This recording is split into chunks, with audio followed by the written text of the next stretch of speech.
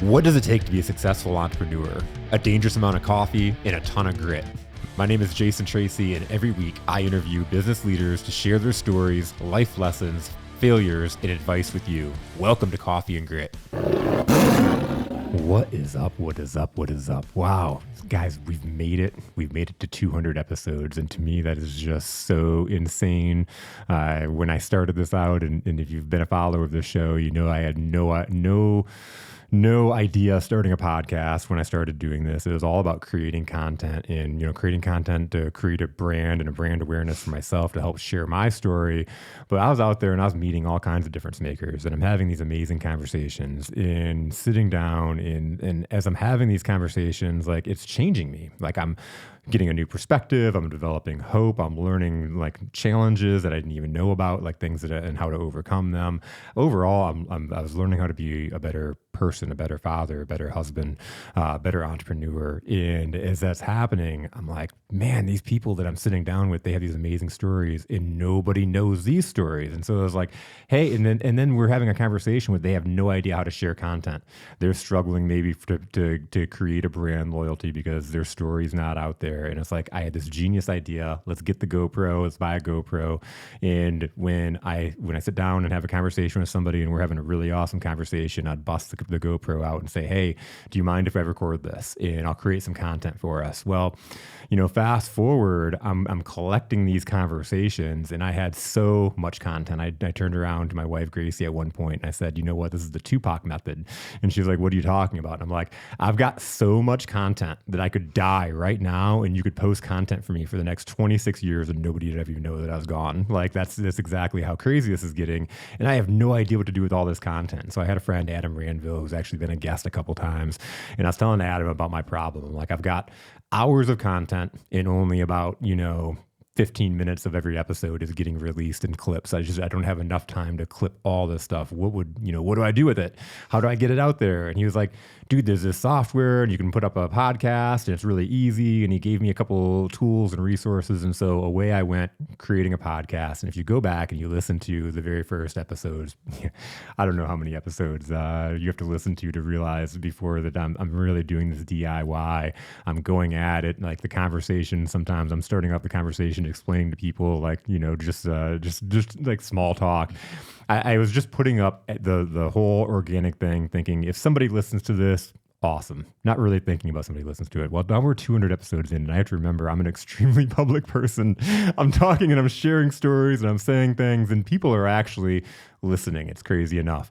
But super cool. Again, you never know. You never know where something's going to take you. And this has become something that I just really love doing, but it's helped me make a difference in people's lives, make a difference in other entrepreneurs' lives, while also making a difference in my life. So it's been really, really awesome. Now we're getting to episode 200, and, as we're climbing up, and I'm sitting and I'm thinking, like, what am I going to do for this? Am I going to make it a big deal? What am I going to do with episode 200? And it really hit me, out of all these people I've set and I've had, all these amazing difference makers on my show, and there's one person in my life that's made the absolute most difference, and the reason why I'm here, and even the person that I am today, and that's my mom. And so I'm like, what better person to come on for episode 200 than my mom? But another thing that I was just outside of my story and our story together and some things we're going to get. I had the pleasure of going out in September. We all did, to my little sister's wedding. And I got to write the best man speech, or not best man speech. Oh my God. I got to say this speech at the dinner. And as I was sitting and I was writing and I was looking at my brother, Jordan, who's been on the show. He was episode 100, and his wife, and me and my relationship with Gracie, and my little sister Jaden and her relationship with Mikey. And I'm sitting and I'm looking at, like, thinking about the history of our lives, and we're going to get into it here in a little bit. And it makes me emotional about where we came from. And these stories don't turn out this way for most people, like that go through the shit that we went through. That, people aren't they don't grow up and just get into happy relationships and figure it out and make the difference that they're supposed to make in life and go out and impact other people. And I look at my brother and I look at my sister and and I look at myself and what I'm doing, and we're all out there. We're making a difference in the world. We're finding our own happiness in life.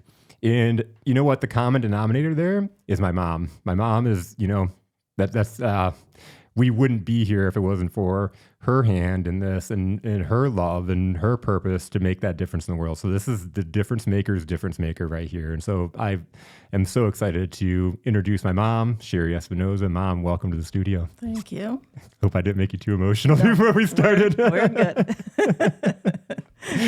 It is so awesome to be able to bring you in to the studio and for you to kind of see what it is that I've been doing. Right. It's like when I started out and I'm talking about this like podcast or that I'm, these things that I'm doing, it's probably hard to really even understand or even put a picture to that. Especially at my age, it's, you don't understand the podcast thing and how far it goes or anything like that. So yeah, it was hard to understand it. So yeah, here we are. I remember being at like family events and like, let me show you a clip, like not just you, but like the whole family. Yeah.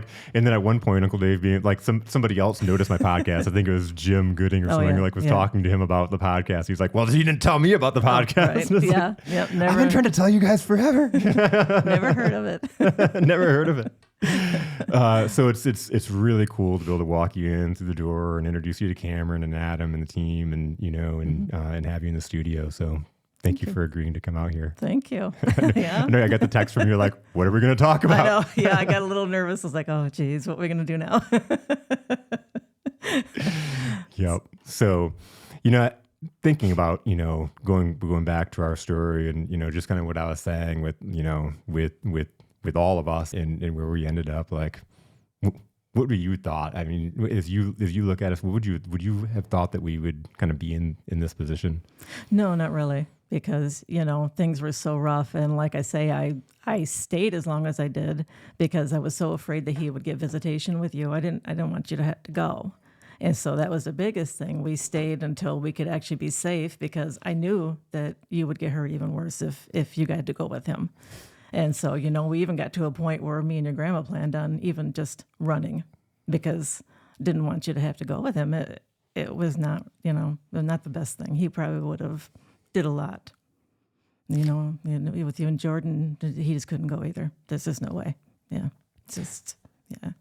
That's what, I always look at it as like you did the hard things in order to make sure that we had a better life. Yeah. And I tried to make it fun, Yeah, it's so much fun. We used to, when we'd see him coming, we would run and hide. We did a lot of different things. I got Jordan to believe we were Weebles and wobbled but didn't fall down because he was so, nervous about everything. But yeah, it was hard, but it was that, like your grandma always told me, but you have to. You have to. And so, that's what kept me going is it's still in my head, you have to. And I wanted you guys to be safe, and that was the only thing I could think of. We just had to. So we did it. We did it. We did it. Yeah. And, and most people, I see a lot of people that are single mothers and their kids are out, getting into so much trouble. And I don't know, I guess you guys were just exceptional, But when we go back to it, though, you put a lot of courage into me because you just were fearless. Man, you just didn't care what you said. You just did it, and it would make him so mad. But I know he also feared you because he knew that you could do a lot.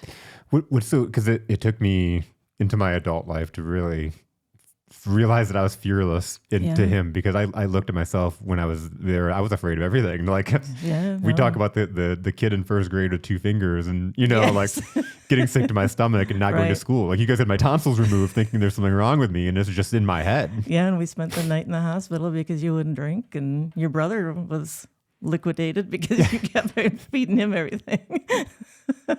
Couldn't figure out why you weren't getting any hydration and it was him. So, yeah. Yeah, but when it come to him, you just were, I was like, Jason, please don't say that. But you didn't care. Yeah. You didn't care. You knew that he was a bad person right from the beginning. And it was just amazing that you could hold up like that because a lot of times I showed fear At the beginning of it, I wasn't as afraid of him. But as we went along, it got to the point where he was going to kill us. Yeah. He was going to kill you or me. Yep. And, so yeah, it was. I was taught, I've shared the story a few times of like that Easter, after Grandma left, and just, I remember, so many things very graphically. And I remember like grabbing a hold of him and being fearless to that standpoint of grabbing a hold of him. And then he turned his attention to me to where you could run and get the phone. And it was like, you had enough time to try to call 911. And then he ran over and grabbed the phone and, and it's just that whole thing, he was getting worse and worse. Yeah, he was. His mental illness or whatever you want to call it. I don't think it was mental illness. I think he was just so self-centered and selfish that he couldn't think of anything but himself. Yeah. He was jealous of you because my parents liked you. He stole everything you had because my parents give it to you. He would break it. He would eat it. He would take the money because he knew that was yours. Yeah. He just was an evil, evil being. And I don't care what anybody says. He was an evil being. Yeah. And I love though that you talked about like making it fun because I've described that story to people, like him buzzing, after we left, burned our doorbell out. And like our doorbell, literally, I've never seen a doorbell since then that you could just push and it would just ring, and consistently until he burned it out. But he would sit there and like when I've told that story, people are like, "Oh my God, I'm so sorry you had to go through that." And I'm like, I really look at it and like it was good. Like it wasn't good times, but we in the dark. We thought it was. It was a good bonding time. I don't remember. I don't necessarily remember being afraid. I felt love. Like if I sat and I've described that to people. Like I didn't sit and think about it being like oh my God, what's going to happen? Or like I felt love. I felt like those were the times that we really bonded. Yeah. Like me, you, Jordan, because Jordan was always like, Jordan was always his own guy. Yeah, Jordan did his own drum, I guess. Sitting on other people's porches because, didn't want him to know that he was living in that apartment. Oh my God. And that was when like my mouth kind of dropped. And when you mentioned that, when he brought that up and talked about that in the podcast, I was surprised that he had brought that up. But yeah. Told everybody we lived in the apartment because his dad was renovating our house. And oh my gosh. So funny, but those were times that it was that common bond, but you made it fun. Yeah, and you and I had the sense of humor where we could laugh about things. Yeah, Jordan wasn't so funny then, but now he's freaking funny. Yeah, he is pretty funny. But we made it. I think we had a lot of fun doing it all. Just having to survive. We survived, but we did it with a little bit of sense of humor. Yep. Yep. And my biggest fear, and I'm going to be honest, when you were going to have Jackson, I was terrified that the same thing was going to happen to him because I didn't know, And I kept thinking, okay, when he gets in his 20s, is he going to get this mental illness because as he got older, he got worse. Yeah. Yeah. And, that really scared me. And so I tell Jackson, I says, you have no idea how lucky you are to have such a good father because your dad did not have that. And you can go either way. You become who you are based on your parents, right? Yeah. Good or bad. Yeah. And you see people, and like Corinne's a great example, right? In the sense of like her life was so horrible, but I always looked at, we went to their house to get away from some of the shit that we were going through. In like, like some of the, it was hilarious. Hilarious for me. It was so like, I the biggest driver for me was like giving Jackson a dad that like, I always wanted, I always wanted to be able to go and play catch and stuff like that, but not with him. Right. When he would say, let's go play catch, the experiences were not good. Like it would start off fine, but then all of a sudden he would be rocketing the ball at me at full speed. Yeah. And I'm like, this is not fun. Like I'm worried and, here. At one time he was taking you down there because he wanted that woman to think that you were him and close because she wanted a son, Yeah. That was a really weird experience. And that's when I knew we had to get out somehow because he probably would have sold you to him. Because that's just the way he was. Make some money? Yeah, he'd do it.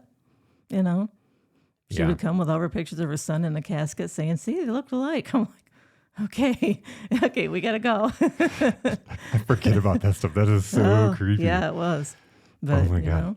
She was determined she was going to have her son back. And you reminded her of her son. So they followed us through stores. I which remember. we didn't even know, until later on. I found out that she was following us everywhere we went. So it was crazy, but I don't know. We seemed to not let it get to us to the point where, oh no, we can't do this. We just can't. We're just gonna have to give up. We just did not give up. What is it?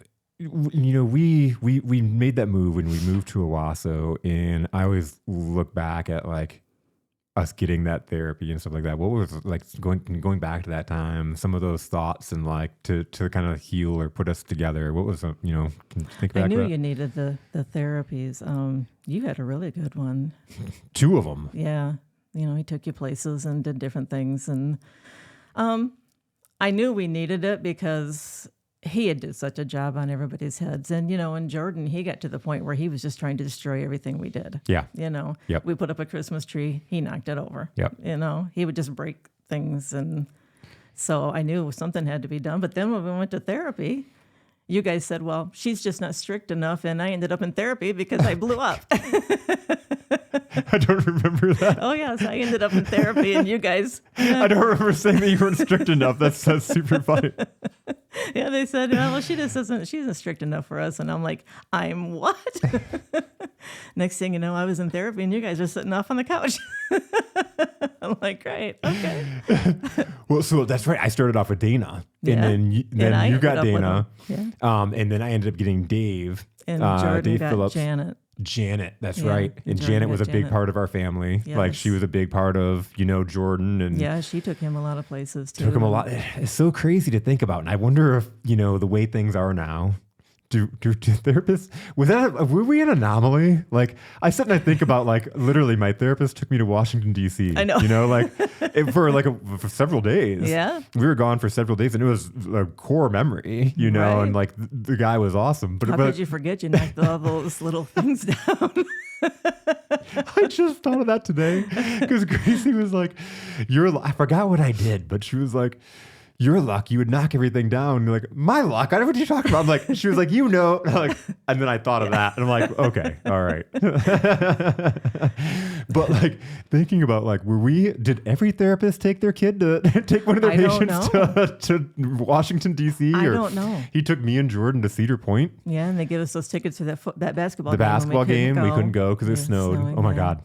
And that wasn't even her. That was that school counselor. Can't remember her name now. But yeah, I don't know. You guys just must have been wonderful. I don't know.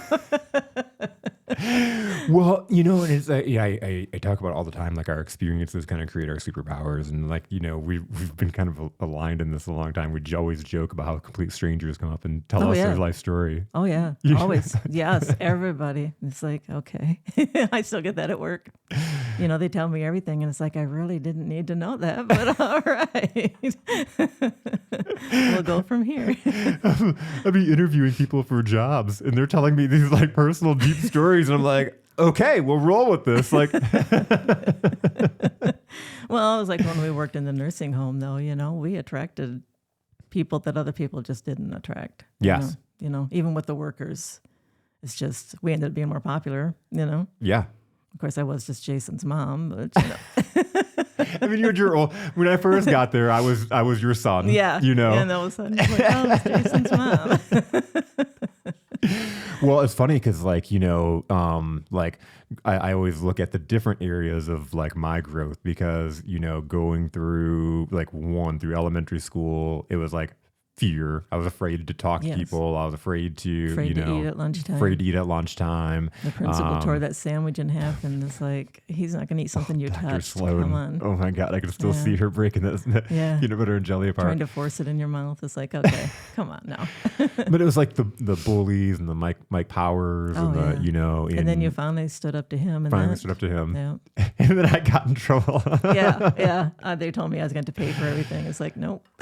Oh man. Like like that was one, like, he bullied me like every day, Oh, and he yeah. was such a bigger kid. Yeah. And it's one of those things, I've talked about this a lot too, of like, people always tell you that bullies bully you because they're getting bullied, and it doesn't make you feel better at the time. No. But like looking back on life, and and I've talked to Michael Powers after, said after school, like we were in our mid-20s, and just kind of seeing where his life went, and like what, we always talked about his dad, and like finding out how abused he was, and like then he's going around and turning it around and doing it to other people, because that's what's making him feel good, and he apologized to me, actually. Did he really? Yeah. Wow. Because you guys went to school together. You rode the bus together. He always come to our house to ride the bus. Yeah.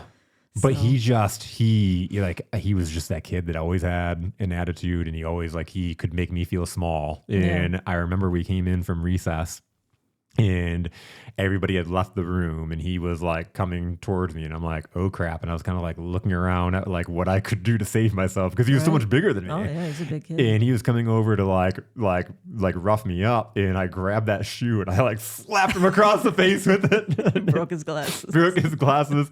And then they tried to put me in like special ed, because like they wanted to like put me in a special class and everything, because they called and Randy answered the phone, and he's all like, oh, we're gonna have to take care of this and everything. And I'm like, give me that phone. And I start telling the woman, oh, she says, well, the problem is he's just too nice. I said, well, guess what? I'm having another one, and he will not be nice. And she's like, well, Mrs. Tracy. I'm like, no, you are not going to make me. You tell the school board that their son is the one that's doing it, and we're not paying for nothing. Yeah. Nothing. They never called me on it again. The mother never called me, nothing. She knew. Yep. She knew that he was doing it. Yep. But he quit. He quit. Yeah. He quit. I never had a problem with him after that ever again. That was in 5th grade. I never had a problem with him after that again. Yeah. And sometimes you just have to stand up to the bully, like You have flat to, out. Yeah. Flat you have out. to. And we did. Even with Randy, you and I never knew when to shut our mouths. Yep. If you weren't saying it, I was saying it. And then it was like, okay, one of us is going to get hurt. I'm the bigger one. I'm the mom. I got to do this. You'd be like, Jason, stop. Yeah, I was like, please don't do this no more.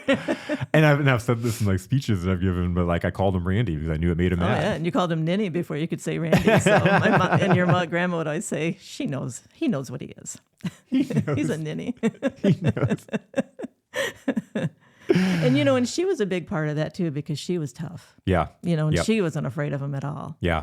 And so, and that made it hard too, because then she would say things and he would take it out on you and I, because he knew that your grandpa would come after him. Yeah. So as soon as she would leave, then we really got it, And even when I was going to have Jordan, he told me if I went to the hospital without him, that he was going to kill us. And so I was so afraid to have him, Jordan. I think I carried him almost 10 months because I was so afraid of having him. I was so afraid to have him, because he told me he would kill me, and he was never home. Yeah. So what do you do, God. So, and he told me he'd kill my mother, and that was my biggest thing. I'm thinking, and I know he's going to take Jason down, because, it's the way he feels. He was so jealous of you, and that was the thing. It wasn't even so much that he didn't like you. He was so jealous because you were what he wanted to be, and he just couldn't do it, People liked you. Nobody liked him. Yeah. His dad didn't like him, you know, and he wanted that so bad. And that's all you ever talk. My dad's like Incredible Hulk, he can kill anybody. And that's like, okay, quit beating on your head. We're done, Yeah. Only you saw the way he died. I don't know. But he didn't. I don't believe that he knew what he was doing when they say that he committed suicide. I don't believe that, because I don't think he was smart enough to know that asphyxiation was a thing. I just think that he just, I don't know, maybe just sitting in there listening to Elvis. I don't know. That's all he did. all we know is that his wife or whatever, girlfriend, whatever it was looked very guilty. Yeah, she kept shaking and like, oh my gosh, please don't let him come back out of that casket. Exactly. And everybody says, why did you go to his funeral? I said, because my kids wanted to make sure he was really gone. Mm-hmm. But like I said, he didn't look the same. I don't know. Could have been anybody in there for, all we knew, because he did not look the same. Yeah. Of course, he had his later years of Elvis, so he had to be heavier. Loser couldn't even die on his right birthday. But yeah, it was hard to try to stay strong, because I didn't want you guys to know how afraid I was. And even when we got away, I would try to be nice to him and everything so that he wouldn't come after us because I knew you guys were coming home from school, but I had to work. Yeah. So, and like you say, you did find him after Jordan that one time, and you did get him. Yep. But that was the last time he came. Yeah, because he knew that I was now big enough to defend myself because he would come around all the time and pick on us. And even, when I was seeing Dave, I remember leaving my therapy appointment, and as I was walking home, he came down the street and tried to run over me with his car. Oh, yeah, that's right. Yes. And then I went back and Dave walked me home, and Dave was like a big Marine, and like that felt good having somebody. And but I wasn't strong enough mentally to defend myself in 7th grade. Oh, yeah. And he's got a car. And he had a car. Yeah. He was, this was my senior year. And I remember Jordan got out of school early. No, I had a half day. Jordan had a full day of school. And I remember, so after school, I went and hung out with my friend Jeremy Young, who lived down the street. And we were hanging out, and I totally forgot that Jordan was out of the time. So when I saw the time, I was running home, and Jordan was on the porch, and Randy was standing there laughing at him because Jordan was scared and couldn't get in the house because he didn't have a key. Right. And we ended up getting a key after this. Yeah.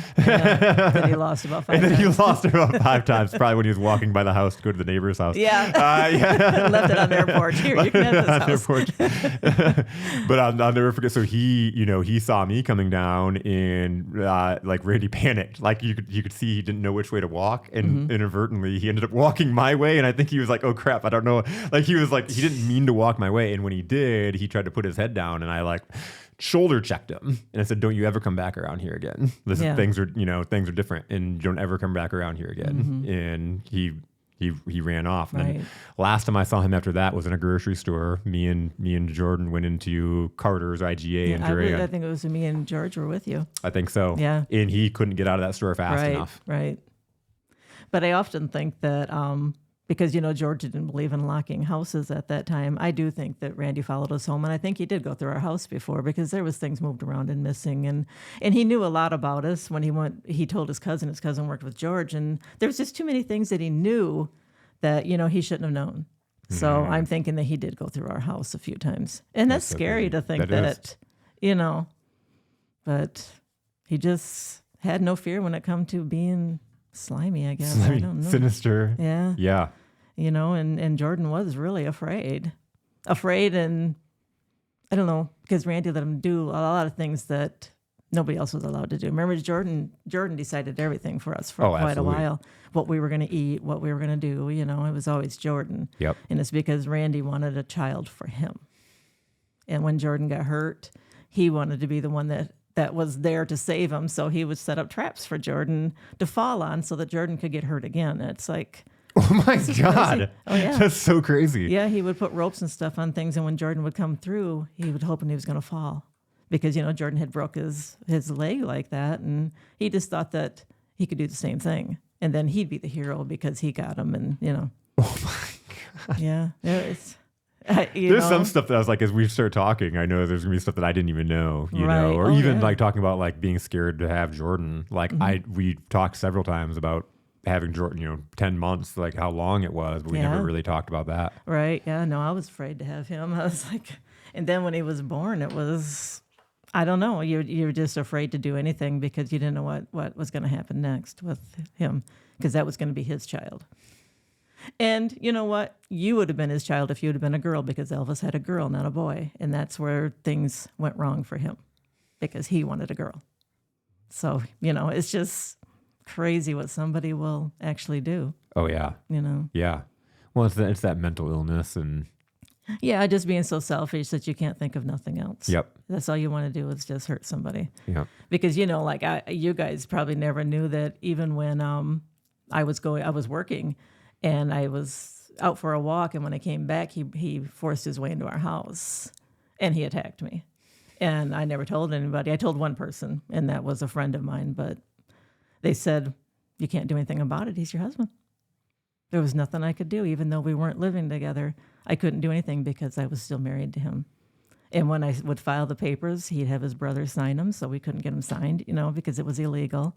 So there was just a lot of things, he hit my car, he hit my brother's car, he'd run me off the road. There was just a lot of things that he did that I had to keep to myself because I didn't want you guys to be scared of him, what you were. And there was very little protection. And I don't know how the systems are now, but yeah. I just remember it being very frustrating. And I remember he broke into your work, Yeah. for example. And he said he was going to kill me, and they told him not to do it in Duran because they didn't want that kind of thing to happen in their town. Yeah. They don't want to be bothered with it. He threw our furniture all over the house, and he told them, well, my wife's just being hysterical. And they'd be like, okay, that's all right then. When we try to get away, they give him my phone number every time. I was going to say, who gave, we had to keep changing our phone number. Yeah, he kept getting it. Yep. Yep. We, the police was literally giving this man that had a restraining order our phone number. And then when he forced his way in, you know what he did? I don't know how he knew how to do this, but he made a long distance call on our phone, but he charged it to his number, so then my number came up on his phone bill. So that's how he got our number the last time that he got it, because somebody told him how to do it, and he did it. Oh my God. So yeah, and then the calls we had. Oh my gosh, between the phone calls and the doorbell, it's a wonder we're insane. Oh, I know. It's just crazy. But well, and again, I love this detail because again, a lot of this, that stuff I didn't know. Right. Me and Jordan, when we were talking, we were talking about our experiences and everything, and and then we get to be a parent. Yeah. And it's you just think that you have it all figured out, or you have all the answers. Oh, and now I know you don't. You don't just get this wisdom. You never know if you're doing it right. And then they turn 16. And then they turn 16. Yeah, that's but to then think about you going through all of this alone, worrying about protecting us and making sure that we felt safe. Staying up all night watching the windows because he's out there somewhere. And he had that woman chasing us too, He would call and say, she wants to meet you down at there was some shop down there. She wants you to come down there. I'm like, now why would I do that? It was probably him wanting me to come out there, but it's like, I'm not leaving. But I would stay up all night just watching out the window, making sure that he wasn't there. There was just a lot of things that, you had to do because you have to. I say it all the time, you have to. So, yeah. For everybody listening, it's one of those things you have to, right? Yeah. You have to. You can't just let someone do that to your kids. You can't. And I know a lot of people do because, they don't want to fight for that. And I just couldn't let you guys get hurt like that. And so for your 13th birthday, I said, I told you you're not going to get a gift, but we're leaving, and that was the best thing we could have ever done. Mm-hmm. He chased us around for a year after that, but yeah.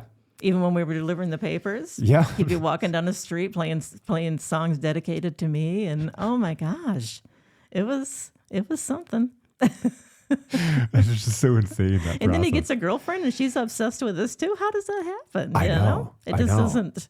It's just so weird. He gets a girlfriend that's encouraging his unhealthy obsession. Yes. And he got two of them because that one that worked out there to that gas station. Oh, geez. She was obsessed with us too. Still to this day, if we saw her. Oh, yeah. Oh, she's so excited to see me every time she sees me. Is she still at the gas station? Yeah. Oh my God, that's so Mikey crazy. was talking about her the other day. That is insane. Because she knows Jaden. Now she knows they're together. So, yeah. Wow. She gets excited when the son-in-law walks in the store. Wow.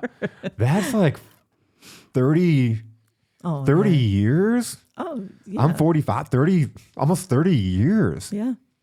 And when we went to the funeral, I said, did he beat you up? She goes, oh, yeah, but he still calls me to see how I'm doing. And I just looked at her and I turned around okay, that with her was daughter weird. sitting there. Yeah, and her daughter was just sobbing. I knew he had molested her. I knew he did by the way she was acting, But that's what he did. He liked little kids, mostly boys. But, she was there, so he's going to do it, Yep.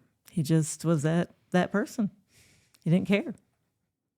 You hurt somebody, so what? That's what he would call it. He says, fear is respect. And I'd always say, no, it's not. They do not respect you. They are afraid of you. They hate you, but they don't respect you. Oh, no, it's always I'll beat it into them, and that's what he really believed, that he could really beat the respect into you guys. Yeah. He really believed that he could. Yep.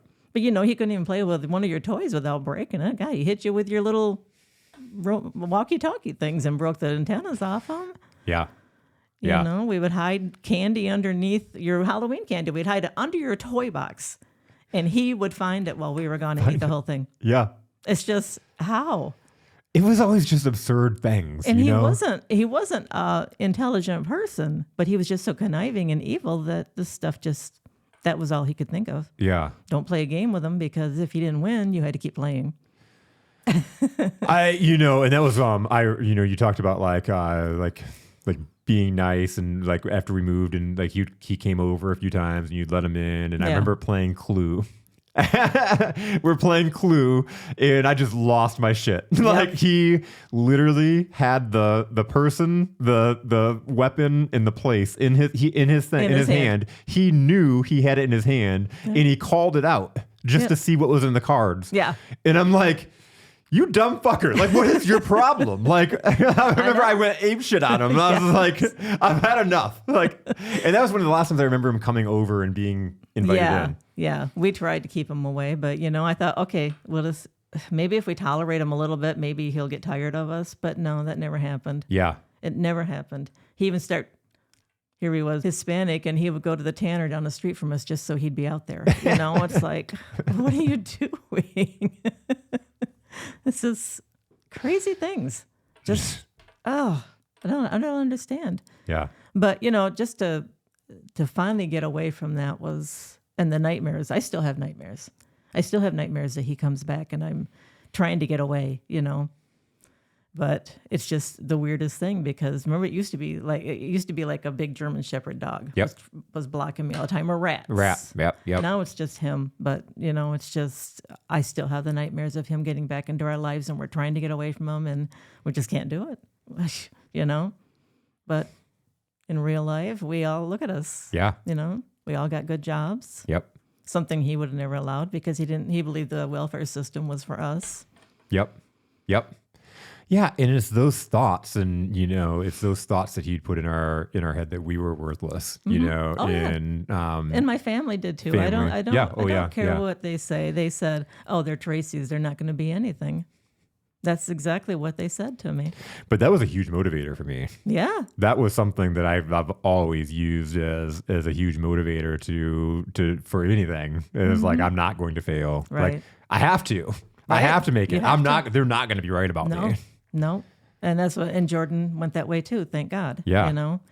Because he was rough for a while. Remember, we took his bike and threw it in the river. Oh my gosh. Just to see Ghost riding, yeah. Ghost riding, yeah. But he wanted to be, he always knew that he was going to be up there. He wasn't going to keep himself down. It's like going down to somebody else's house because he didn't want anybody to know he lived in that apartment. And, Jordan knew he was going to do something. He did. Yep. He wanted to be a lawyer. A lawyer. Yep. Yeah. Yep. And, and we always just knew he was going to, and you always wanted to be a sports writer or a sports forecaster, Yep. It was always something, you guys always knew what you wanted to be. You didn't want to be on welfare. It's so crazy. I talk about this all the time, of like that reflection of what I wanted to be. And it was between two things, is to be a therapist or be a psychologist to help other people. And I remember I did the PPI thing in high school. Yeah. And so that was a big thing. I just had learned how much school you have to go to do that. And I was like, I could not, maybe not that. Right. That's a lot of school. The sports journalism thing, obviously my whole life, probably since like the third grade, I think, is when Grandma and Grandpa took me to my first baseball game. Right. Like, and you had all those cards. You knew each one in the pack. Just you knew exactly where every one of them was in your books, and it was something. It was down your and all your characters you were drawing. All my characters, yeah. It was like, man, I remember like having all the cards, and like even baseball, like when guys would get hits, I'd like adjust the averages in my head, and then I'd be like, I suck at math. I got this story in my head, be like, I'm horrible at math. We're just not good at math, It's just a family thing. It's just a family thing. And then like teachers would come up to me as I'm like going through my baseball cards and like reading stats and doing averages and all this kind of stuff, and they're like, oh, you're just wasting your time. Like, it's one of those things of thinking, like, if you think outside of the box a little bit, and not everything is cookie cutter, one size fits all. And when you see a kid that's like gravitating towards something, teach them in that Exactly. in that way. Right. Right? Like, do you know what you're doing is high end statistics? Right. You know, like yeah. when you Teachers didn't do all that back then, though. Yeah. I think a lot of it was maybe it's just during schools. I don't know. That's a good possibility. Yeah. But it's kind of funny that Jaden ended up being the social worker out of the whole deal, you know? Yeah. But getting married by an Elvis impersonator too, but no. We love you, Jaden. Yeah, love you a lot, babe. But in the way she's out making a difference in the world, and helping those kids, and the way those kids, when giving that speech and talking about like the difference that she's making in the world, and there's only proof that there's like little kids in here that flew all the way to Vegas just to come to her wedding. Oh yeah, they just and how so they look happy at to her, be. Mm-hmm. Yeah, and I guess the kids at school are like that with her too. Oh, I could only imagine. Yeah. It's that magic that she brings. Yeah, the grandchildren, that's all Jackson ever wanted to, that was Jaden's house. It wasn't Grandma's house, And that's the way even with Lori's kids, Emily always wanted to come see Jaden, nothing to do with us. But yeah, she's did really well, for not really even, George was there and supplied the funds, but he wasn't a father figure too much. He tried, but there was a lot of things in the way that kept him from being able to do what he wanted to do because she had things going through her head that people were telling her outside of the box. So, he was in his 50s when we got married, and I told him, "Look, I've got a 2-year-old," and he accepted that. Yep. But, he paid for everything she wanted to do. So, that's a good thing for her anyway. That's the thing. And, George coming along for me, obviously for me and Jordan, we probably looked at it different than Jaden. Jaden was so young. I would. She was impressionable. She was impressionable. Someone in her ear always telling her, he doesn't like you. He doesn't like you, I'll never forget being there when George came home and chewed Jordan out. Because he was being, Jordan would come home and just be lazy and not do anything. He'd wrap his blanket around his head and fall asleep. Yeah, just lay down in bed. Yeah. And George came home and just chewed him a new one. And Jordan was always so defiant, like we've been talking about. And I would just remember the tears welling up in his eyes and like just crying and telling George how much he meant to him. And being that father figure and stuff. And that's how George was so accepting of all of us, said move into our house. And called us Miho and Miha. And, he took us in so much. There's obviously a lot of external factors and then drama with his own kids and family. Oh, yeah. But then, what? It all came together. It all came together. Because George Jr. was a big part of didn't want us there. He was always moving your stuff around and trying to get you. I don't think it was so much him though. I think it was sure. Yeah. Yep. So, but yeah. I knew that at the time. And I know. I also knew that he'd lost his mom and was I offended? I was more hurt because I thought that me and George were going to be like brothers moving in because we were friends, right? Yeah. And I really looked up to George and really liked him. He was just such a good kid. Such a magnetic guy, and so that's, I thought, okay, I'm moving in, I was staying the night there anyways with them when we were friends. So I'm moving in, we're going to be really close. And so I understood, but I was really hurt at the same time when I'm getting the notes of go home, leave, right. Because we were close, we went to lunches and everything together. And then all of a sudden you can't talk to them no more. Yeah. I want that house and you can't talk to them no more. So. When you think about the whole process of it was Corinne's idea to set you up with George, and it was George Jr. was all about it. Everybody was all about it until all of a sudden it became. It's oh, wait a minute, she's moving in. No, I want the house. So Yeah. And I would come home, I'd say, if I get run off the road, I want you guys to know who did it.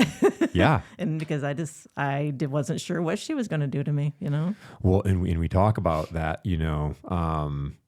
we grew up all together, and to me it's so sad. That's one of the saddest things that I wish I could change, but every time I see her I know that that's so far gone, there's no change in that. But I saw some pictures the other day when I was looking for what picture I was going to put on the cover art, and I was looking through different pictures that I had, and there was a few pictures where me and Corinne, it was Christmas time, and Corinne's literally on my leaning against my leg. We were so close. We were best friends growing up, our whole entire life. And for us to be where we're at now, and it comes down to where she's at mentally in that victim, like feeling like she's never good enough. And then not only that, but feeling like people are against her. And, there's a whole bunch there. She's always felt that way too. She's always felt that way.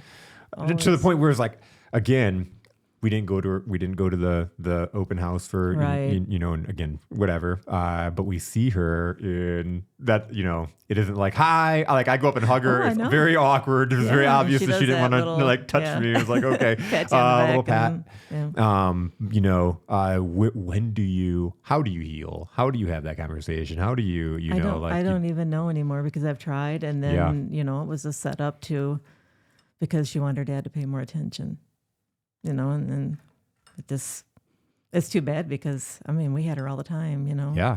She lived with us practically when we lived in Owasso. Oh, for sure. She'd do the running with us when we would take off running, it was just... We were all so close, and even Jordan and Brandon, and they just went different paths in life. I don't think they really have any animosity, but like it's still like they don't even know each other. They don't even know each other. They're completely different people. Like you look at two guys, and you talked about the riding the bike into the water and all the mischief that Jordan was getting into. Brandon was always by his side, leaving little bottles and stuff for tips, and gum, just a gum, setting lawns on fire, getting me fired for my paper route because they were taking the paper and destroying them. Oh my God. like all these things that they were constantly into, and then to change so dramatically, just their life paths and, and they like to the point where they don't even talk, it's so weird. They don't even, that's when we went to that wedding, they didn't even speak to each other, Yeah. And it's so different because they're only a couple months apart. Yeah. Everybody thought they were twins. I don't know how, but everybody thought they were twins when they were little, They didn't look anything alike. No, nothing.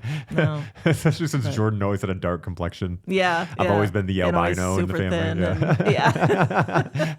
Thin Brandon's a little bit lighter than you, though. That's what I was going to say. Between Jordan would always call me the albino. Oh, That was his, Yeah, that and what did he call you? Because you couldn't have you're tone deaf. The only one that didn't make it into band. I was told no.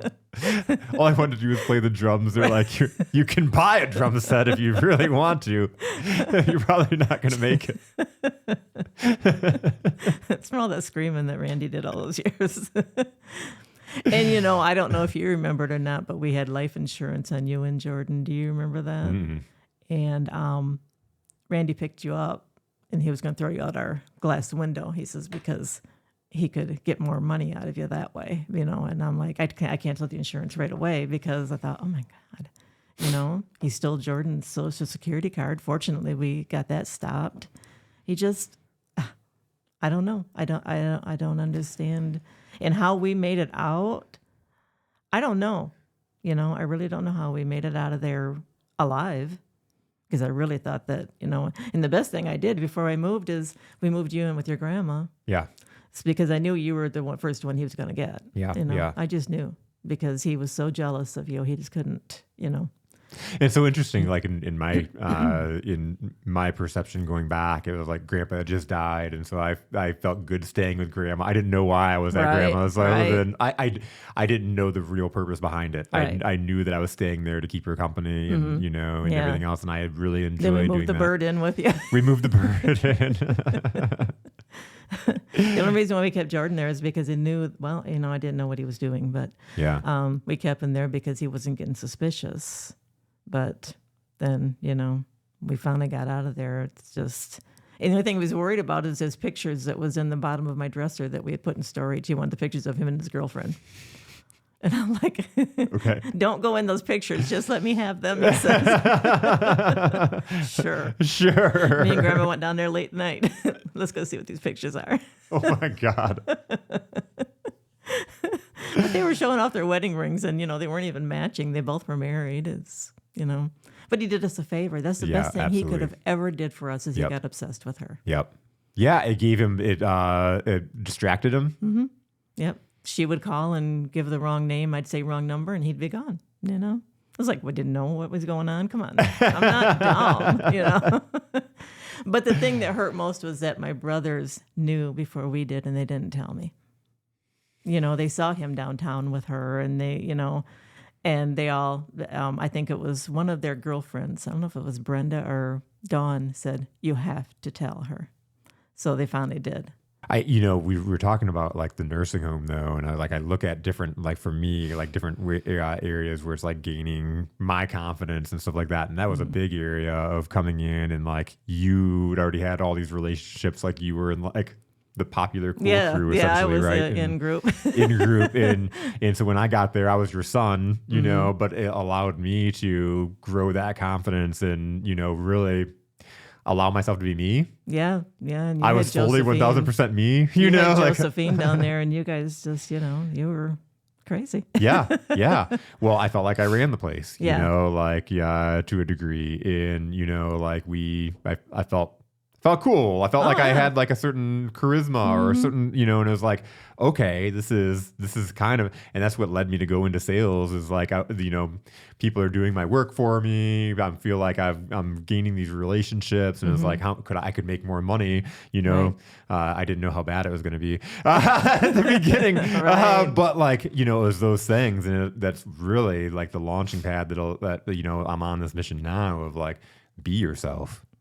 Because for that longest time going through that process, it was like afraid to be me. Yeah. And I've been like that all my life because I've been, well, even with my family, it was, you had to do what they wanted, Yep. You said what they wanted you to say. And, the guilt trips were outrageous.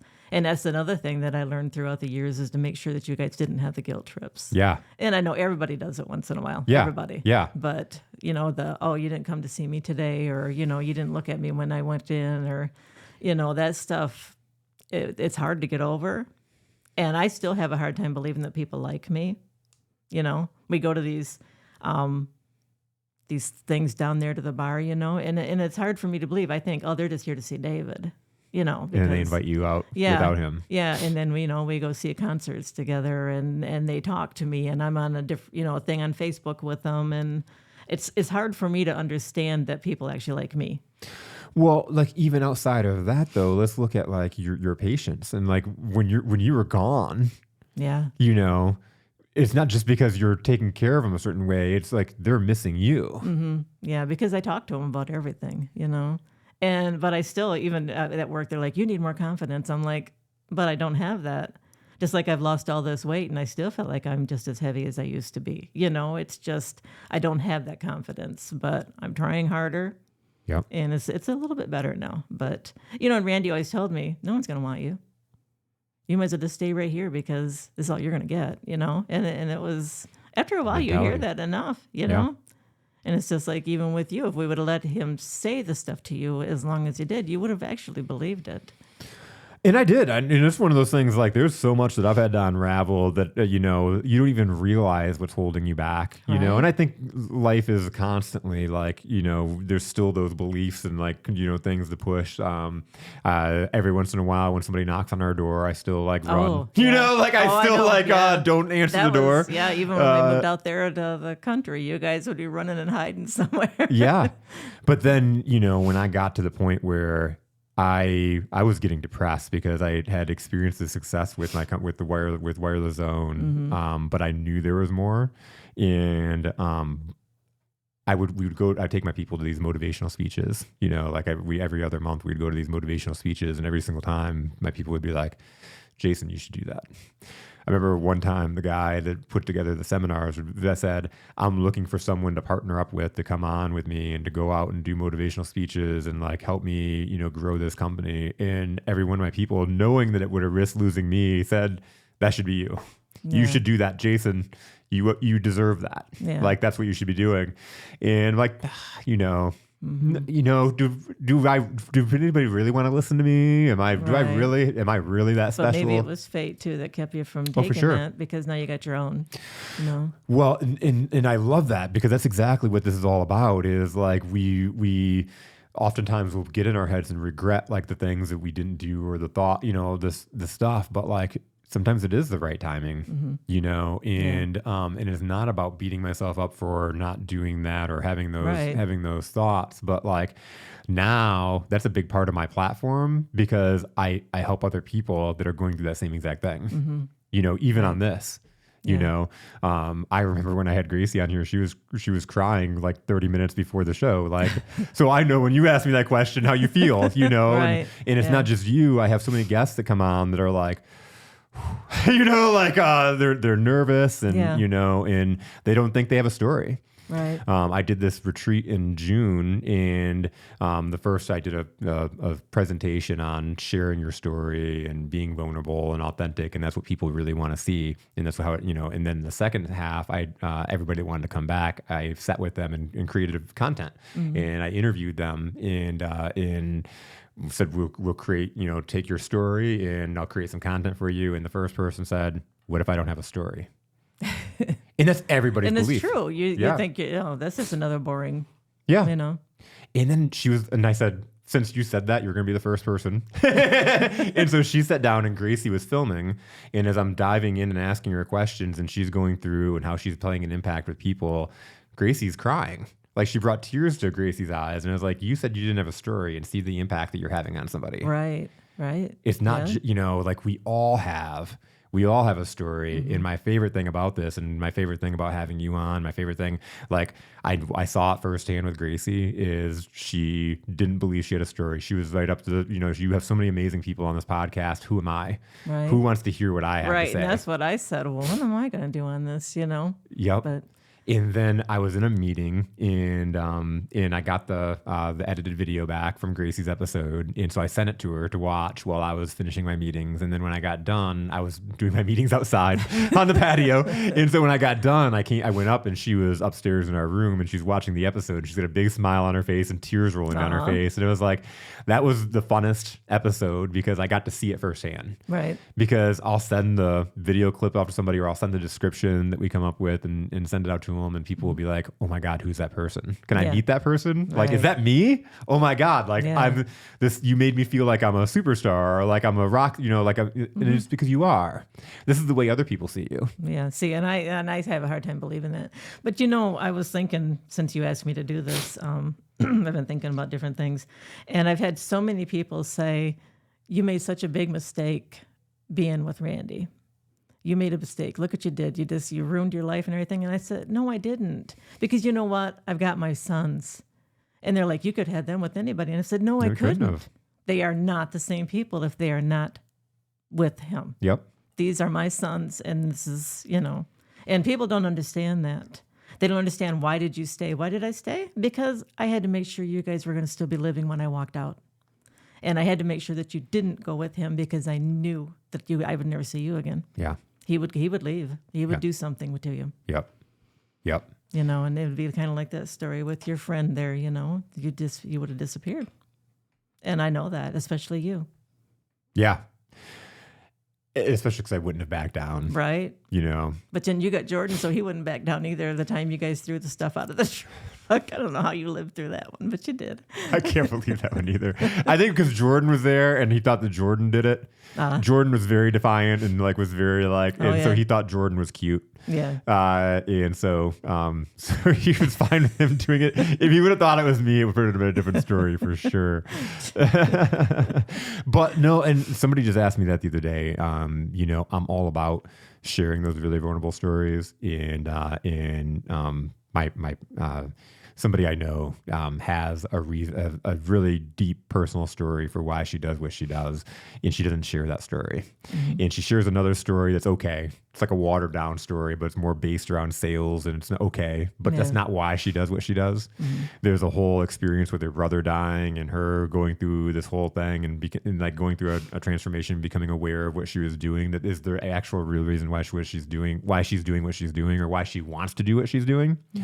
And so I was like, why don't you share that story? And she was like, because when I share that story, people always feel sorry for me. They always say, "Oh, I'm sorry that happened to you." And she was like, "How do you overcome that?" And I'm like, that's the same thing with me. I still, when I talk about Randy or our situation, I'll always get people all the time. I just was on a podcast a couple of weeks ago, and when I shared the story, the guy said, "I'm sorry that happened to you." And I'm like, for me, I'm not. Right. I wouldn't be here. It's who we are. We survived this. People don't understand that the survival has made us what we are. We've become more successful, I think, more determined to do what we need to do, because we've been through hell. Yeah. We've been through hell, and we made it out the other side. And we know what it's like to go through hell. And so we have that empathy for other people that are going through it. Yeah. And they see it in our faces. And they see it. Yeah. I can't explain why a stranger will just come up and tell me, why do they think that I'm a safe place? I'm not saying it out loud. I don't know. We've had that for years. We used to always joke about that, that like why is this complete stranger coming up and telling me their life story? We're out at a restaurant and someone's just telling us going on and on and on. Right. And, being in sales, I'd have people that come and sit at my desk. Like I was like, they're paying me for therapy. I'm like, why are you here? I don't even know. Right. Like, did you just come to visit me? Like you're telling me about your boyfriend issues. And I'm like, you want some advice? Even with our patients, they want to talk to me, and and I have just a certain amount of time I have to be in there with them, and they're like, I know you got to go, but let me tell you this, what happened, here. Yeah. It's because they feel safe. They know I'm not going to go and say, guess what they just told me,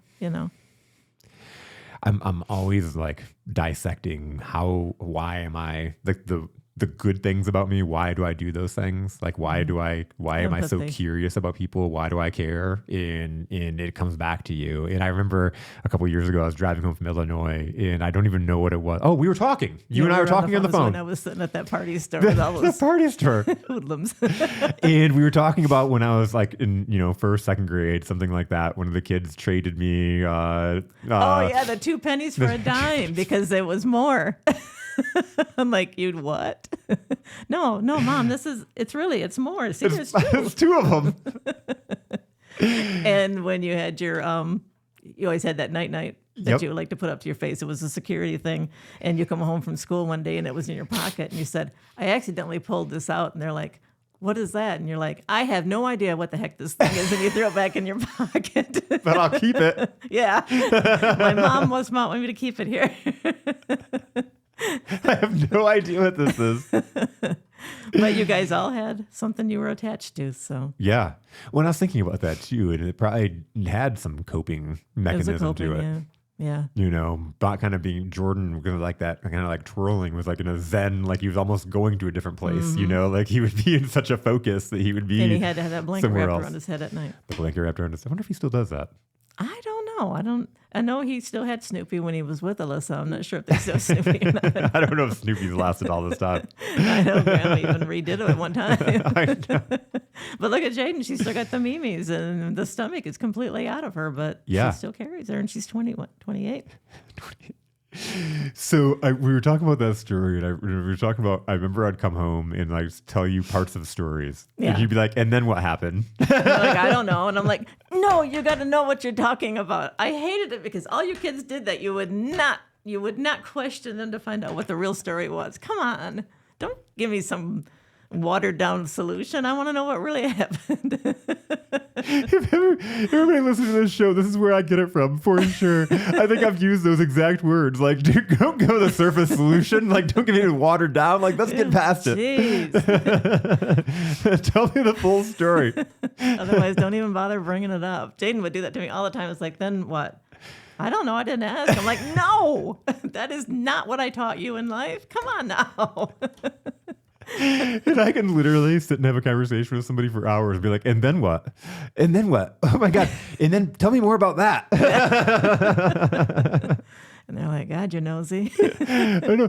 But this like all of a sudden they're telling me their life story, and like going through, we were talking about interviewing employees, and it's like people telling me all this stuff, but it was like I'm just vibing and asking them questions, and all these interviews, these years and years of interviews, whether it was a good like candidate for me or someone that I was like, I'm never going to talk to that person ever again. I would always get people that say that was the best interview I've ever been on in my life. Wow, yeah. Because they felt like they were sitting with a friend for coffee. Just talking. And just talking. And that's why they told me stuff they would never tell somebody else that they were ever interviewing with, Yeah. I think I did that when I got this job. I think that's what I did with her. It seemed like we'd start talking about our mothers, and then it just kind of clicked, Yep. And so, yeah, because actually I was older. I'm the same age as what they are, but, they were looking for somebody younger, but I just clicked with her. And I think that's the biggest, because Annette just, her and I click. We have our differences. I know she's going to listen to this because she's already told me. We have our differences, but we agree to disagree sometimes. And, you have to get over it. We're work friends, and that's, Yep. And you just have to get over it because sometimes we both get so mad at each other, But you have to go back the next day. So it's like, all right, Yeah. we're good. And we all have different life perspectives and experiences. Hers are completely different than mine because she, we've been through so many different things. Her father did different things that, with her, and we both had fathers that drank a lot, and I've come from an alcoholic family. I'm the only one in our family that doesn't drink. Yeah. So, it's really weird.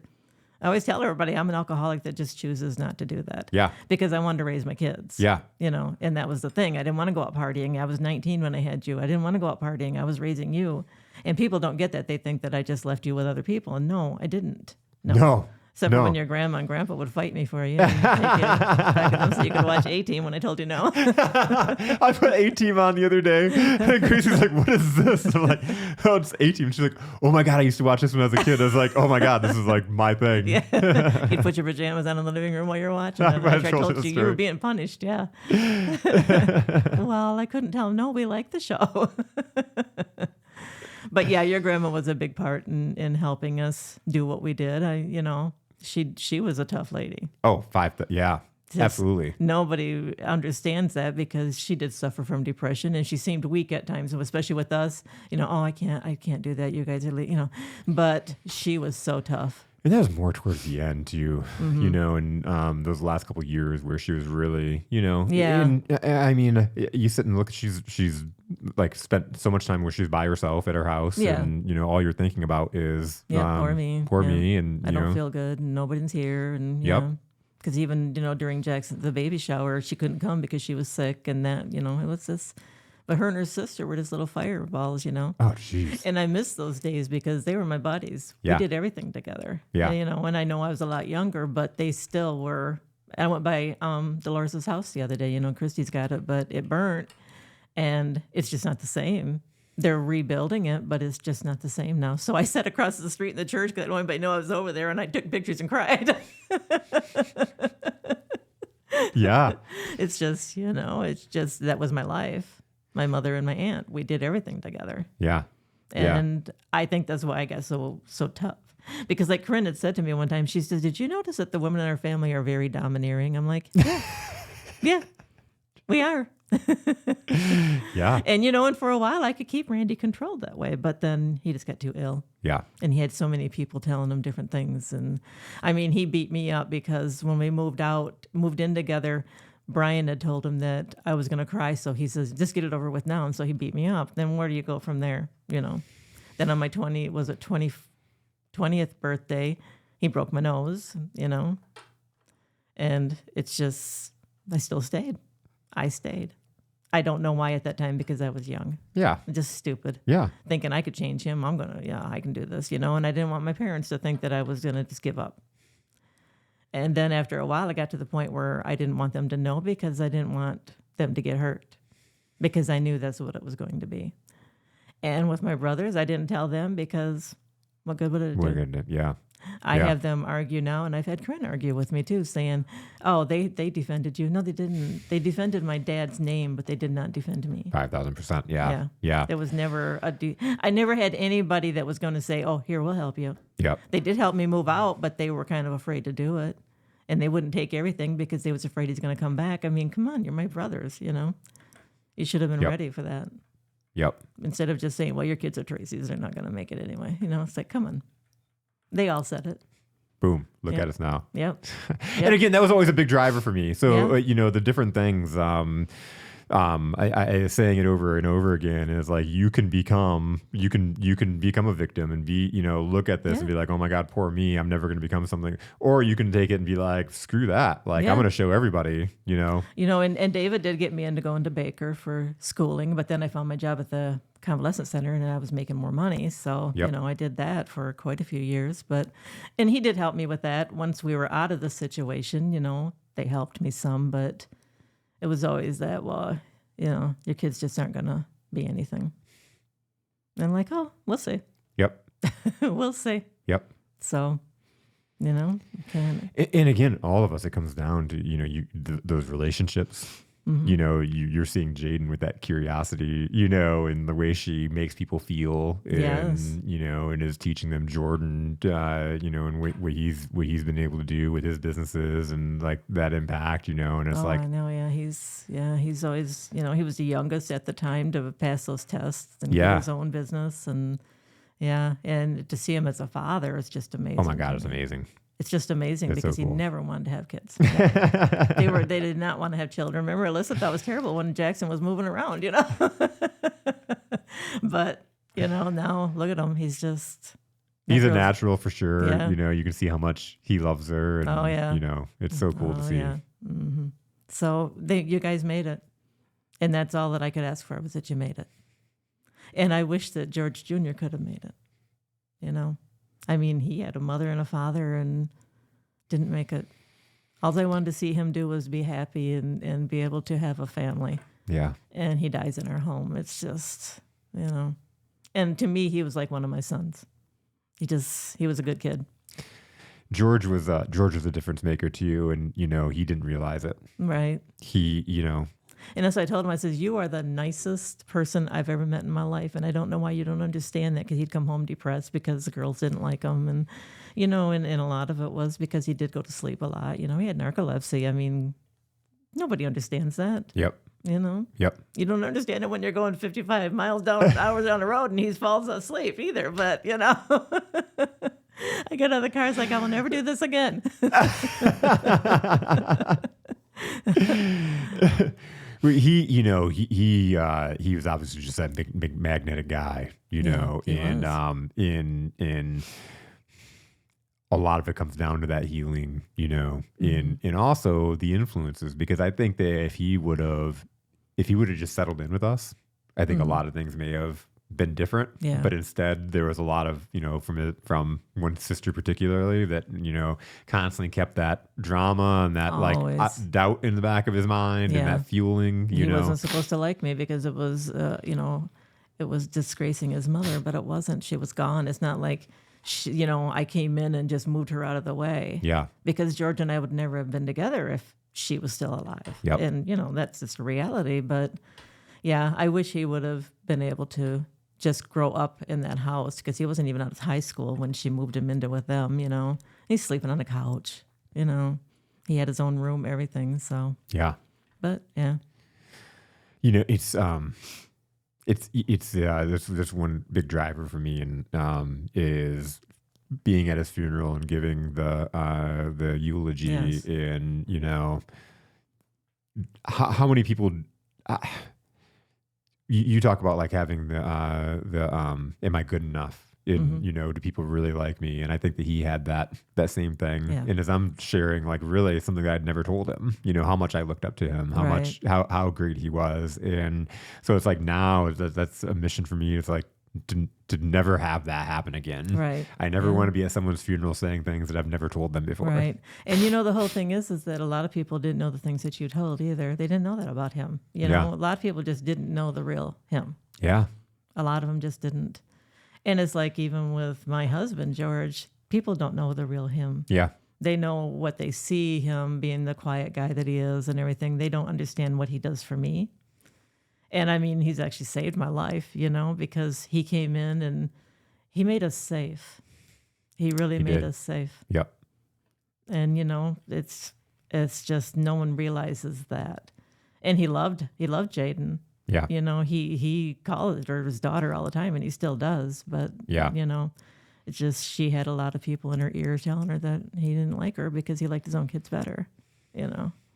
So the tough little girl that beat her nephew to a pulp. Oh, she's a little girl. Be careful. But yeah. Yeah.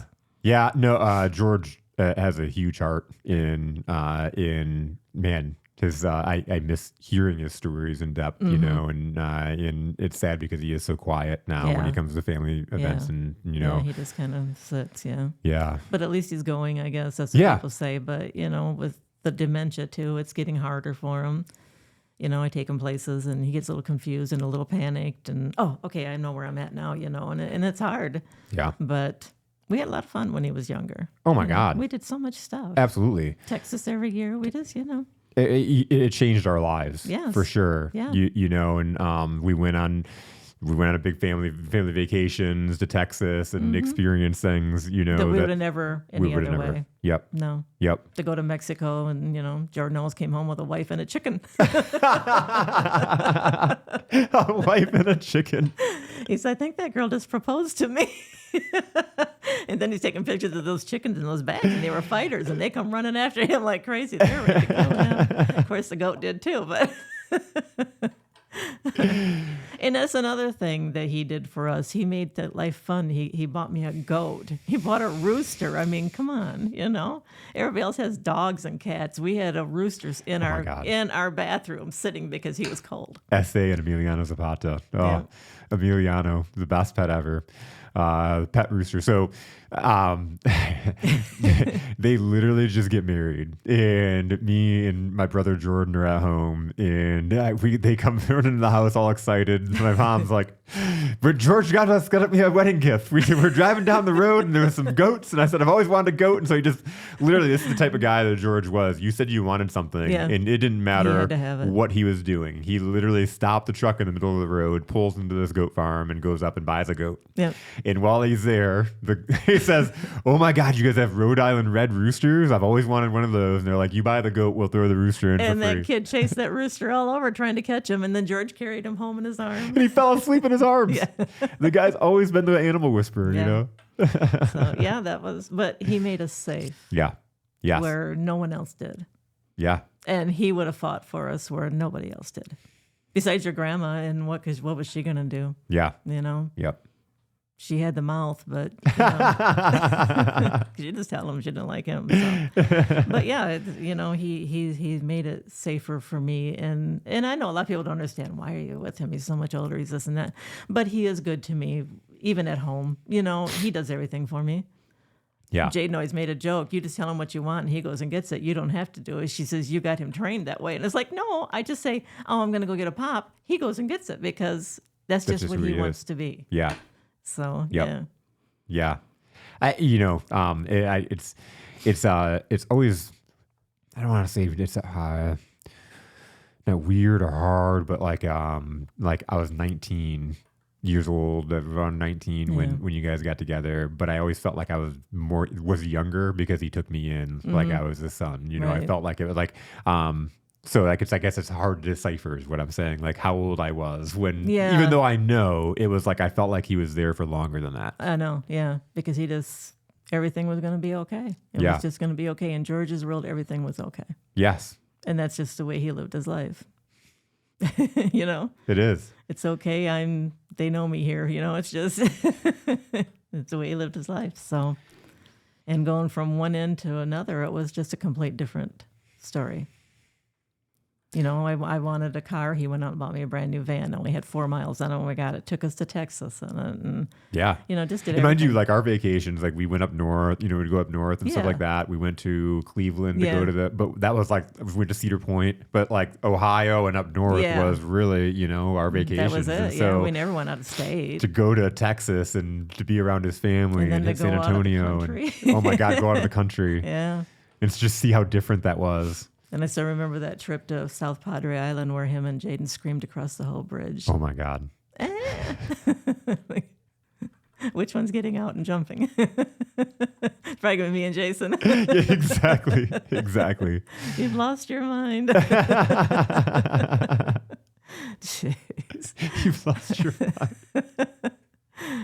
Oh my God! Somebody in my objection handling boot camp today was talking about how him and his wife are working on their communication, and he's like they've agreed to like try to stay like pleasant and like communicative and ask questions, and he's like, so we've now turned these questions into weapons, and I'm like, oh my God! I remember like, are you okay, babe? Like, I'm good, babe. Like, it's like I've never heard babe be used in such a violent tone before. That was. Yep, that was fun. Your left or my left, it's like, it's the same one, honey. Honey. We still don't call each other by our names, though. It's always honey or babe. It's just, Yeah. But yeah, Yeah, he was a lot of fun when he was younger. Yeah. Yeah. And that's Compared to the guy that wouldn't take us on trips because, he had to do it himself. Yeah. And honestly, the biggest thing I could kick myself for, and I know this is going to sound terrible, but was the time he came home from hunting with his dad, and he was so drunk that he quit breathing. Oh, Randy. Yeah. Yep. And I kicked him to wake him back up, and I'm like, why? Why did I do that? I could have took him out of all of our misery without getting into trouble. Yeah. Because, any other way, I would have lost you guys. It's just, why? I always wondered that. Why did I do that? And put so many other people in the way of hurt. Yeah. All these other girls and these young little kids that he hurt afterwards and in between. I could have saved that, but at the end of the day, you panicked. were a good person, though, and you're like, I panicked. yeah. I was like, oh my God, I can't, so, yeah. Then you put the pillow back over Yeah. his face. What am I doing? Stop. But yeah, it was a roller coaster, but we did it. We did so. it. And that's exactly it. And in we're the people that we are now because of it. And, to me at this point, I wouldn't trade it because, again, who lives through experiences when there's a psycho outside of your door ringing the doorbell for hours and you're having fun? Like right. I remember watching love. TV in the dark and eating popcorn. I remember it was in a podcast. Somebody asked me because I was telling that story about the bit ringing, and like somebody asked me a really good introspective question. It was like, take me back to that time. What did you feel? And I'm like, love. Yeah. And they're like, what? And I'm like, yeah. Not from him. Right. But that's what we felt inside. Like it was like we have each other. There was never a, we're not going to make it. Right. We just, it was always the three of us. And it made me feel like there was always that hope. We've really focused on some of this stuff, but thinking about like, if there was never you can't do that. You were always very encouraging to do anything. Yeah. There's never something that we thought that we couldn't go do. Right. And that's the way I wanted it. I didn't want you guys to feel like you were just told. It all goes down to the same thing. They're just Tracy's. Yeah. So I had to prove to everybody that you guys were more than just that, And there's so many things that you guys were, like I say, you were the bravest person I know. You you didn't care if you got kicked down. You didn't care. You were going to protect us. And that's just, and we were like sidekicks. One would get his attention and, and the other one would start. And then sometimes it would calm him down because he didn't know which way to go. Yeah, exactly. Which one am I madder at, Yeah. And we could usually get you into the bedroom before he could do too much. But yeah. Yeah. It's interesting because like there's like the times, like I think the all the stuff, like I remember coming out of my room and him grabbing me and like hitting me, and I remember I had the black eye, and like that was like the time where I think he like kicked my ass the most. But like the time that stung me the most was when he picked me up from school and told me that Grandpa was gonna die. That's that was the cruelest thing. I'll never forget the car. I'll never forget how happy he was. Like, we talk about somebody that's driven like by pure evil, and somebody that's driven to like hurt somebody. Like, you get energy by seeing somebody be in pain, and it probably had a lot to do with like his jealousy towards me. The different things he really wanted to hurt me. He knew my grandpa was was my hero. Yeah, he knew your grandpa would kill him for you. So he was so. You were all at the hospital because you just found out Grandpa had brain cancer, and and he picked me up from school, and like it was like if he was going to take me to Disney World or something. He was so like excited to tell me the news, and he was like, "Your grandpa's a goner." That was the first words I heard. He was like, "Your grandpa's a goner," and I'm like, "Huh?" And he was like, "Yep, they found out he had brain cancer today, and he doesn't have very much longer to live." And I'm like, we up to that time we were. He's going to beat this. He's going to beat this. Like we just knew that the strongest guy that we knew was going to, he was going to make it. Yeah. And so to hear that from this guy that I hated, that was like, to me, the biggest gut punch, Yeah. Yeah. He was so cruel. Just so cruel. Because even when I cried because my dad was gone, he's like, "You're not a little girl anymore. Grow up." It just, but then his dad was like Incredible Hulk. Yeah. Yep. Yep. His dad was just as mean as he was though, the drug deals they'd have out in their yard. And, it's just, Yep. and that's all okay. Lock all the phones up in one room because your drug deal's coming. Come on. And so you guys never went out there again because I'm not going to get killed for them. Yep. Well, that's what I look like at the end of the day of, I was putting a lot of anger on him and a lot of like, I'm in these positions because of the way he was and, like what he did to me and how I feel about him and all these different things. And it was like, at the end of the day, he died alone in his garage, like... Knowing that his other wife was going to leave him. Knowing his other wife was going to leave him. Knowing his kids didn't want to be any part of his life. He was never going to have that. Yeah.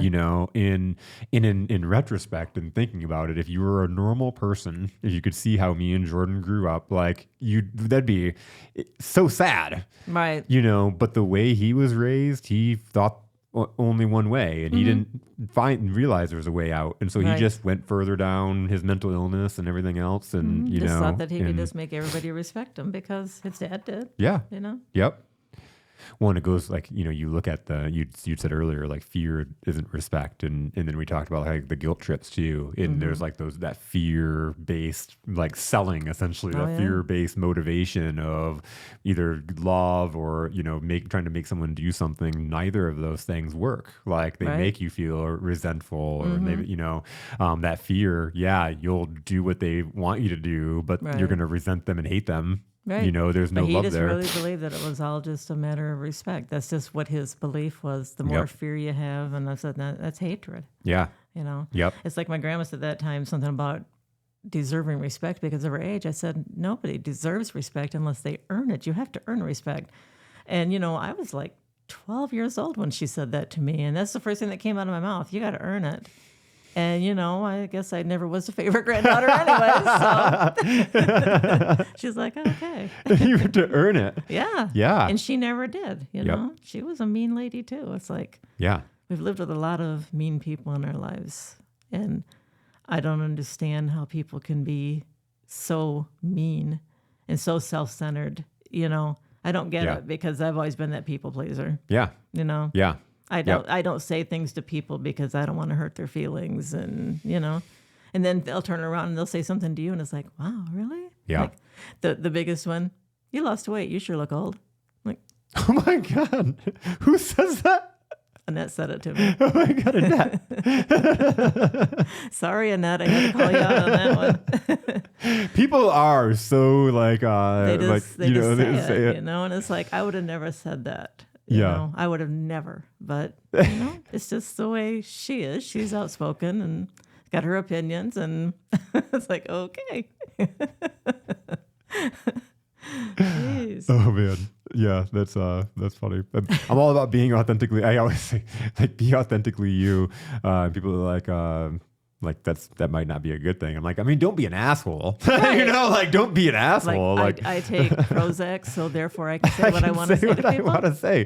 Yeah. No, it's about like caring for people. Right. Like at the end of the day, it's not making yourself feel better by hurting somebody else. Exactly. Just because you want to be a narcissist, it's just it doesn't. To tell somebody that you just think they're fat or they're ugly or.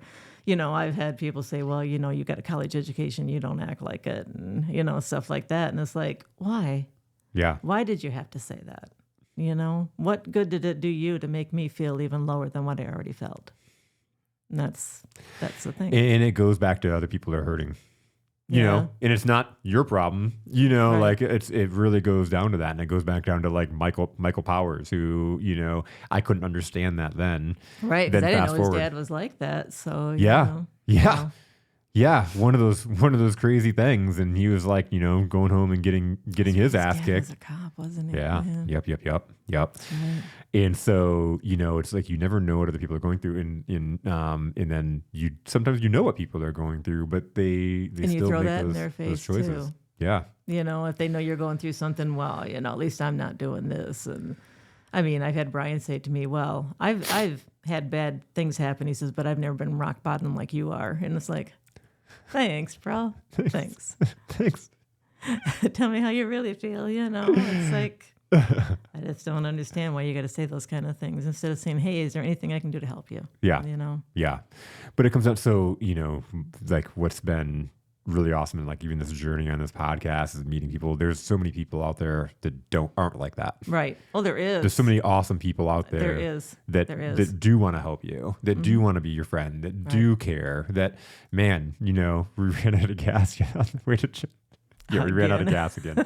So me and Gracie ate lunch, and we're going to Jackson's This is really funny. We're going to Jackson's basketball, like he's coaching his basketball team. Yeah. We're going the way there, and I had told him in the morning that we were going to come. I was like, "Hey, where's your game? We want to come." And he got like this, Jackson gets like he doesn't get excited, like he doesn't show you that he's really excited. But he gets that smile, like that he's like happy that we're coming. And so later on, he texted me like, "Hey, if you guys still wanted to come, this is where it's at." It's actually, he told us it was a little bit later than what it was supposed to be, and so I was like, "Great."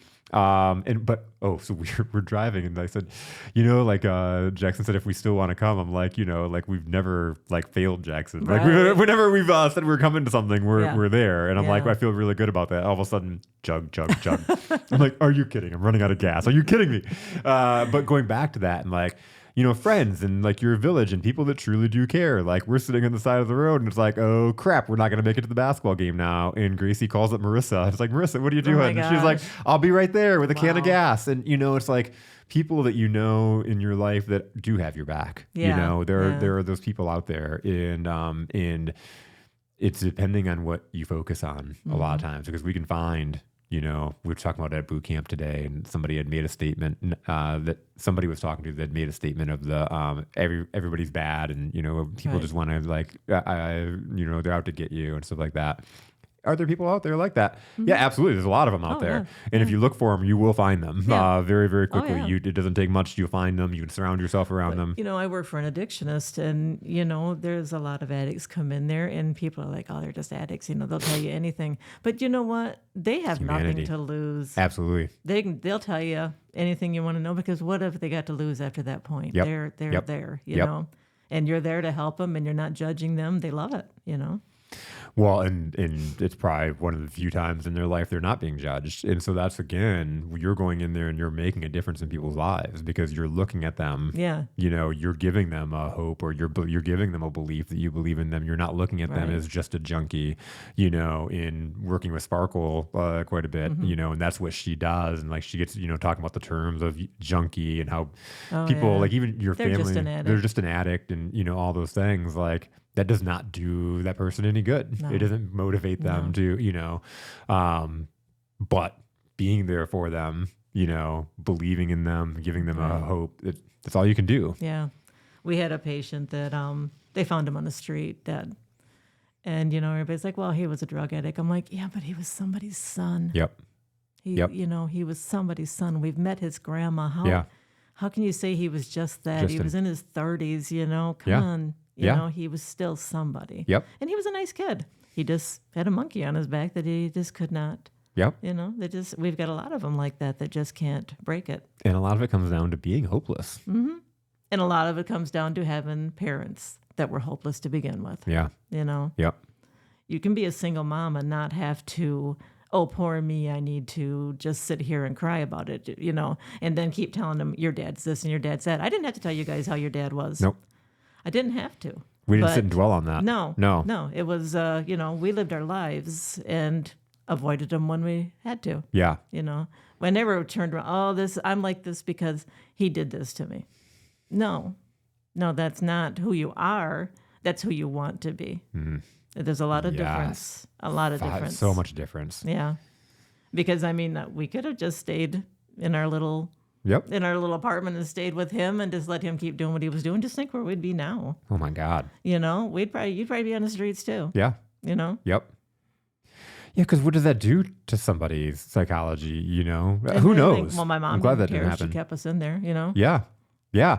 I remember I gave, I spoke to a group at the Ferrari dealer a couple years ago, and I told my story, and I had a guy that came up to me in his mid-50s, and he came up to me, and I had a line of people that like had resonated with the story, but I'll never forget this guy. He was like, you're giving me a lot of hope, and he was like, I had a very similar childhood to you, but my mom didn't leave. Yeah. Because they think that is, that's all they've got. Yep. And he's like, it's weighed on me up until right now. He's in his mid 50s. Yeah. You know, I ended up meeting up with him and we had a really in-depth conversation.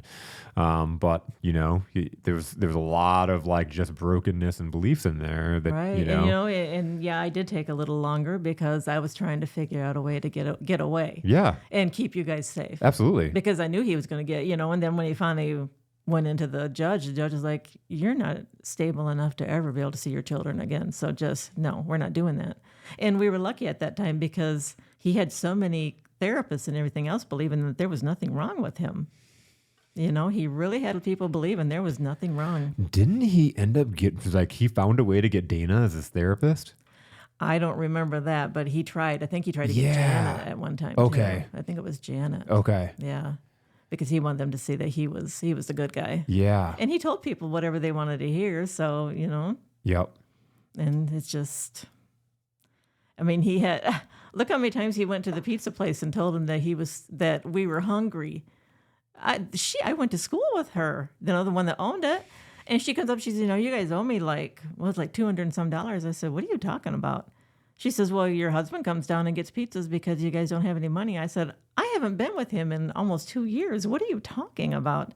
He was still using us as a reason to get free food. Oh my God. And she's like, oh, so then, they quit doing it. But she just thought I was a terrible person. God, I can't even afford to buy a pizza. Come on, Yeah. And pizzas weren't that expensive at that time. No, I know. Yeah. But, that's what he was doing. He would go and tell people, oh, we're hungry, we're doing this, we're doing that. And he would steal people. He would do yard work and he was stealing stuff out of their freezers. And I'm like, where'd you get that? Oh, she gave it to me. No, probably not. Probably not. Because he stole anything he could get a hold of. So crazy. So crazy. Yeah. It's, what's really awesome though is like in retrospective, like growing up with somebody that thinks like that we can go out and spread so much good out in the world, like it's the antithesis of what that was. It's pretty awesome. Yeah. We, as I say, we took it the other way where so many don't. Yep. Remember we went to what was that battered wife thing? What was that called? Oh, Mad? Was it Mad? Was that what it was called? Oh, jeez, I can't remember. No, that's Mothers Against Drunk Driving. Yes. Jeez, it was like is it the YWCA, right? Yeah. Yeah. I cannot remember what it was called. I can't remember it either. But, when we went to that, there was so many that went back to their husbands. Yep. So many. Yeah. Because they don't know what else to do. Yeah. And like I said, he told me all the time that I was never going to get anybody else. And after a while, it's like, so. Yeah. At least I'll be alive. Yeah, exactly. Because the beatings were getting worse, Well, and then you when you were putting yourself through school, going to work, like you were really, you found a way for us again to survive and have phenomenal memories. Yeah. Yeah. Like the time you wrecked my car. Well, and what going back to that, and I love that you brought that up because I was thinking about even like Jordan going through his stuff because it was like we went through these experiences and you had a lot of belief in us and you were a lot positive. It's so funny we said you weren't strict enough. I don't know what that what that was. I do not remember saying that. That's why I blew it. But like.